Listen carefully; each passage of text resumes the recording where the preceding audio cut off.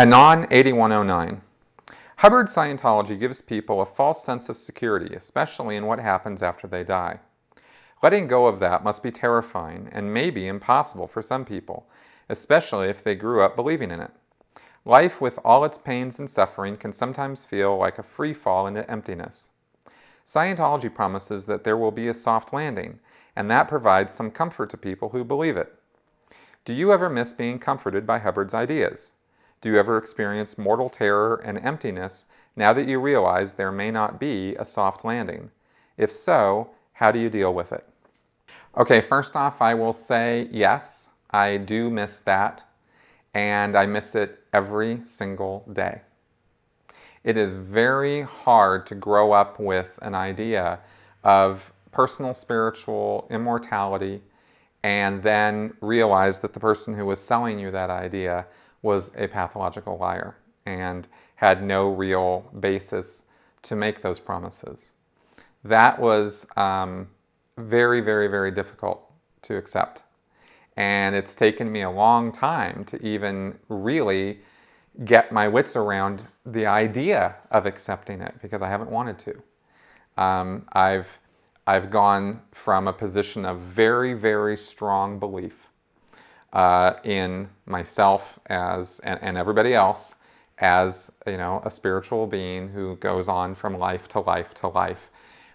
Basically a sort of a reincarnation sort of belief, which is what Scientology is part of their dogma. And I didn't have a big fear of death. I didn't have a big fear of horrible things happening to me, because I felt that, in fact, I knew that I was coming back around. So, it would be a loss, it would suck. It might suck to have to experience the pain of dying, but I didn't have any doubt that I was coming back. So after I lost all of my Scientology certainties and sort of started putting it behind me, I had to deal with this sudden void. And I didn't want there to be a void, because it was emotionally very uncomfortable. And in fact, not just uncomfortable, it was terrifying. And it still is. I don't feel safe or secure in this knowledge, and it doesn't give me any degree of comfort at all. I have the logical side of me that says, there's no good reason to have any spiritual beliefs, because there's no real evidence of it. And yet I have anecdotal experiences and ideas that maybe there are some reasons to hold on to these kind of beliefs, or what I now call hopes. I don't really call them beliefs, I call them hopes, because I hope, that there's more to life than just what we see around us. I feel I have some intellectual reasons for believing such things, mainly in the progress of science and the history and philosophy of science. Science is not a completed end of story right now. In fact, very far from it. And anybody who believes that science has got everything figured out is completely delusional. So, and being what I call a scientific dogmatist, because science does not have things figured out fully. So I have good reason to still have hopes, I think. But as far as how I deal with it, I can't ever fall back to my Scientology beliefs. And it really sucks, because they were very comforting. So now what I've been working on is sort of trying to practice what I preach by educating myself. And specifically about death and about, dying. It's a very uncomfortable subject for me. I have a lot of goals and things I want to accomplish in this life.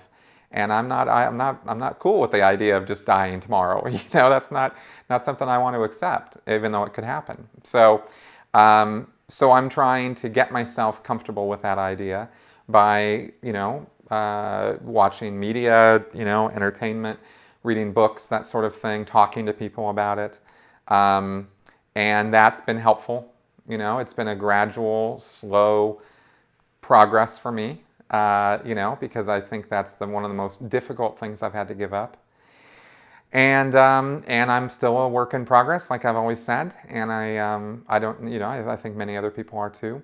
I think the real failing of life is when we stop being a work in progress, So that's how I'm dealing with it. Is I'm not in denial about it. I'm just trying to get educated, and I don't accept anybody telling me how things are when it comes to the afterlife or comes to what things happen to us when we die. Because the truth of the matter is, no one knows. No one. And there's lots of reasons to believe that nothing happens to us, and there's some reasons to believe that maybe something does happen to us. There are valid reasons to believe that. And, so I guess we'll all find out when it happens. And maybe as science progresses forward, I'm hoping that there will be further advances that might actually give us some tangible evidence and answers in that direction. And I hold out the idea that science can do that eventually. So we'll see how soon that comes along. And in the meantime, I'll just keep working at it.